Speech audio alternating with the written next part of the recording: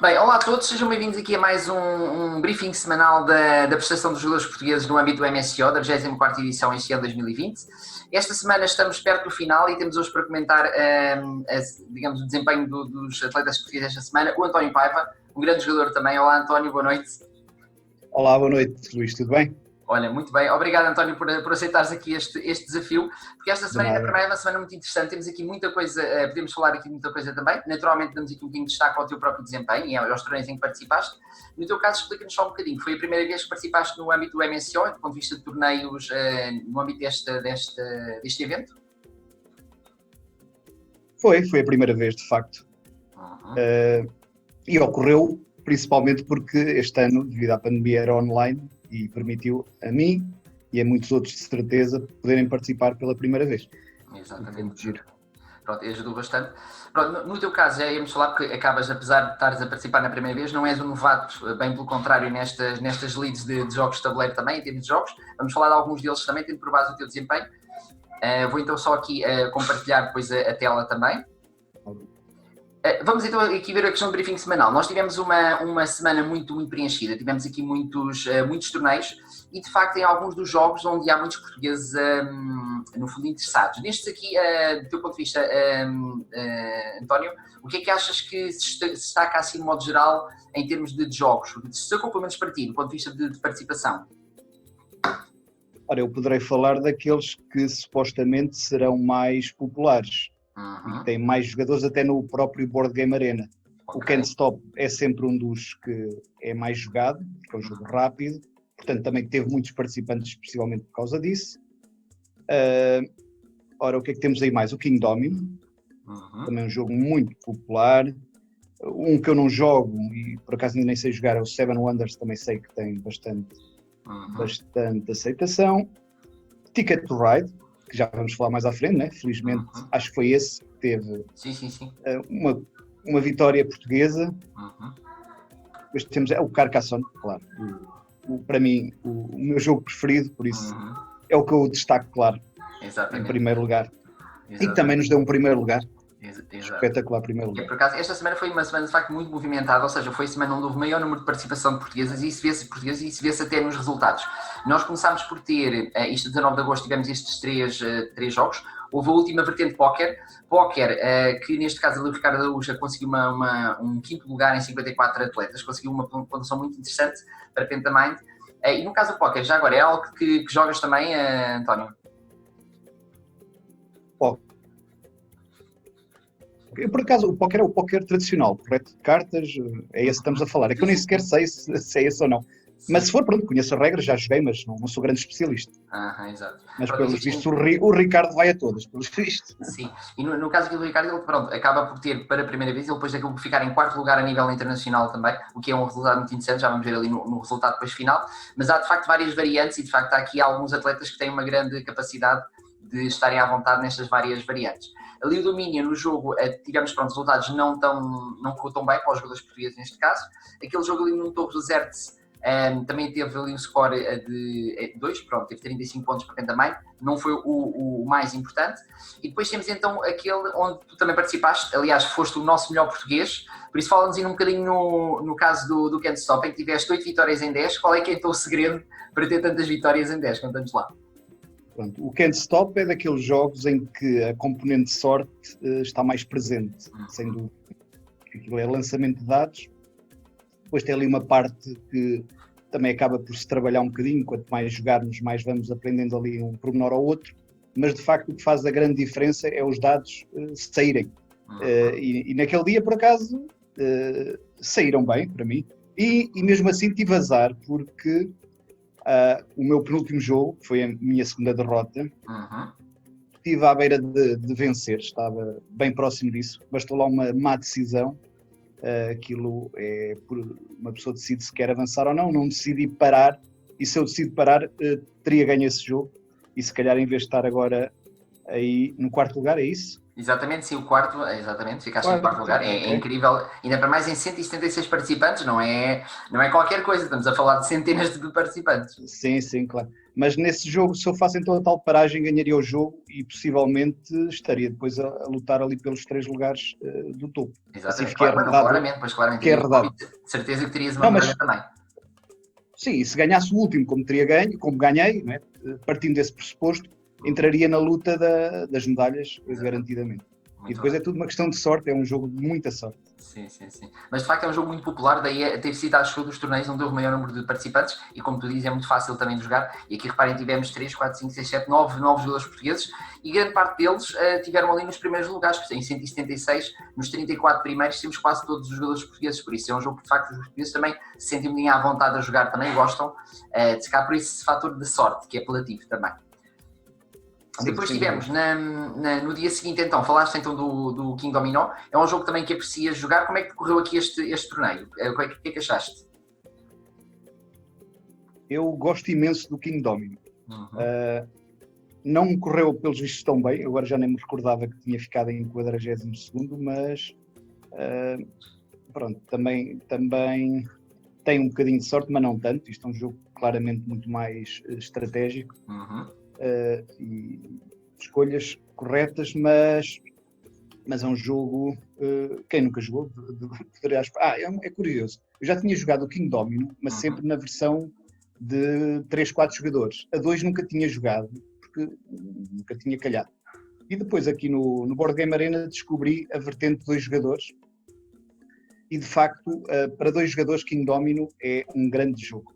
Já não direi o mesmo a 3 ou 4, continua a ser interessante, mais em termos familiares isso, mas para competitividade a 2 é um grande jogo ao nível de um Carcassonne para 2 pessoas também. Para 2 pessoas também, ok, muito bem. Pronto, ali no caso do Ticket to Ride nós temos a vitória do Carlos, ele também já nos deu uma entrevista, falámos também um bocadinho nesse aspecto, que correu também bastante bem, e o Ricardo Gomes também com o 4º lugar, por isso o Ticket to Ride também é um jogo onde também há muitos portugueses que se interessam e que gostam do jogo. No caso do Twixt, que é um jogo mais abstrato, o Nuno Torres também que tem tentado concorrer para essa categoria, teve ali também um 8º lugar, pronto, em 15, não foi o resultado assim mais brilhante. Nós acabamos por ter ali a parte amarela, tudo o que sejam resultados, só para explicar às pessoas, tudo o que sejam resultados acima de 70%, por exemplo, 70% qualquer coisa, é um bom resultado porque depois acumula pontos no final, no ranking, depois já vamos ver daqui a bocadinho. Depois, em 2023, tivemos então mais 3 torneios importantes e há aqui 2 a destacar em que também participaste. O que é que achaste, tu que tens tanta experiência também já no Carcassonne, o que é que sentiste do âmbito deste torneio? 176 participantes também. Como é que sentiste neste torneio? Carcassonne... Para já senti que o Ricardo Araújo estava num dia imparável, brutal. Muitos participantes, muitos bons jogadores, e portanto estava um torneio com um nível bastante elevado. E depois eu e a Sílvia, a minha mulher, acabámos com 5 vitórias em 7 jogos, o que para nós também foi bastante bom. Bastava mais uma vitória e se calhar também poderíamos estar a lutar lá pelo topo. Pelo topo, exato, sim. Mas pronto, mas estes torneios, em 7 jogos, uma pessoa se perder 2 jogos, pronto, já não tem a mínima hipótese de ficar lá nos primeiros 5, 6 lugares, para as medalhas é impossível. Já uma derrota uma pessoa já fica a suar um bocadinho, então com 2 é para esquecer. E diz uma coisa... Mas pronto... Sim, peço desculpa. Não, ia-te perguntar como também sentiste, vários jogadores têm falado da questão de o digital faz com que uma pessoa esteja por trás do ecrã muito mais à vontade, não se sente tanta pressão. Sentiste também isso ou, pelo contrário, sentiste até mais pressão? A pressão é semelhante, é pressão diferente, mas acho que a pressão está lá sempre. Quando por exemplo, uma pessoa pode estar a jogar no Board Game Arena, no telemóvel, no computador, sem ser em torneio, a pressão praticamente não existe, uma pessoa joga de outra forma, mas sabe que é um torneio, há ali algo mais do que simples jogo e a pressão vem logo ao de cima e é semelhante se fosse um torneio ao vivo. Claro que presencialmente há ali há muitos mais aspectos que estudar o adversário às vezes, ver se o adversário está mais ou menos nervoso. Há certos aspectos que podem fazer a diferença presencialmente e aqui não acontece, mas pressão há sempre. Sim. Eu que digo é pela parte da minha mulher, falo por ela, que ela às vezes sente muita pressão e aqui tem uma coisa que uma pessoa pode verificar com quem é que está a jogar. Tem um ranking, dá para ver a pontuação dele, Claro. e às vezes mais vale não saber, Uhum. se calhar para algumas pessoas, porque outras podem ficar um bocadinho logo Intimidadas, digamos assim, às vezes. intimidadas, podem bloquear um pouco, Uhum. e se calhar mais vale às vezes não saber. Eu por acaso tanto me faz um pouco, mas acredito que para certas pessoas possa fazer essa diferença. Pode-se fazer mais, exato. Muito bem. Pronto, foram 2 torneios também muito importantes. O de Jaipur também participaste. Gostas também de Jaipur? Gosto bastante, mas este é um jogo que eu aprendi, no fundo, a jogar. Ensinei primeiro à minha mulher e depois aprendi a jogar com ela. Ela me ensinou ali alguns... Porque o Jaipur tem ali umas técnicas que temos que saber, porque senão não conseguimos evoluir. Sim. E foi ela que me ajudou a evoluir. E agora neste torneio acabei até por ficar melhor do que ela, porque em 117 participantes, incrivelmente, eu joguei contra ela. Engraçado. Mas esse jogo que eu jogo com ela, eu perco. Acho que é isso, eu perdi esse jogo. Certo. Portanto, eu tenho ali 5 vitórias em 8, mas se fizesse as 6, a vitória com ela, pronto, está ali o Pereira em sexto, possivelmente também estaria ali perto. Não terias também em sexto também. Exatamente. Mas na altura foi logo à segunda ou terceira jogo e ainda nós ninguém estava propriamente a precisar, então jogámos o jogo ele por ele. Sim. E ganhasse quem ganhasse. Por acaso sorriu a ela. Sim. Mas se fosse agora, se calhar teria mais valido a pena se ter sido eu a ganhar. Certo, exatamente. Faz. Muito bem. Depois tivemos também três outros jogos. Tivemos a Takenoko, em que o David Leal, que já tem também vários, se não me engano, alguns títulos neste jogo, ficou em quarto, tal como o Ricardo Gomes, quase ali à beira das medalhas. Depois tivemos o Peru também, que o Nuno Torres tentou, embora não tenha corrido muito bem. E depois tivemos o Catan. No teu caso, Catan, este aqui é uma variante interessante. Era o Catan Bullet, que tinha menos tempo de reação. Tu também és muito conhecedor do jogo. Eu não sei se já experimentaste jogar numa vertente assim, em que tens menos tempo de jogo ou não. Como é que olhas para esta vertente de jogo? Eu, online, Catan, só joguei uma vez. Portanto, não tenho experiência, ou melhor, a experiência que eu tive foi algo confusa. Ou seja, eu para ter entrado neste torneio teria que estar a dominar, já ter jogado muito mais para perceber. E já na altura achei que o tempo, e penso que não era nessa variante Bullet, e já era reduzido, e então eu já estava ali meio baralhado. Então se este aqui ainda era mais reduzido o tempo, sim, deveria ser muito complicado. Sim, eu não entendi lá algo no jogo, online, não sei como é que se faziam as trocas, não percebi se aquilo era automático ou não percebi muito bem, por isso não investi muito. Mas cá tem um dos meus jogos também que gosto imenso e foi pena. Se eu tivesse mais à vontade, teria participado. Exatamente. Neste como no anterior, penso eu que houve. Sim, pois sobretudo o outro. Este aqui acho que pronto, tinha uma variante diferente de facto. De facto, os nossos jogadores também não conseguiram um grande, talvez até porque não estamos muito treinados, se calhar numa variante desse género, mais apressada, mas mais uma variante com mais tempo. Mas na outra, de facto, tivemos também bons resultados. Acho que o Ricardo também tinha conseguido o Ricardo Luz, uma ótima classificação também aí. Depois, para terminar, tivemos aqui mais 2 jogos. Tivemos o Lost Cities, onde também participaste. No caso deste Lost Cities, já o conhecias também? Descobriste há pouco tempo? Como é que foi? Sim, o Lost Cities, que é o Exploradores em português, não é? Eu descobri para aí uma semana antes, talvez.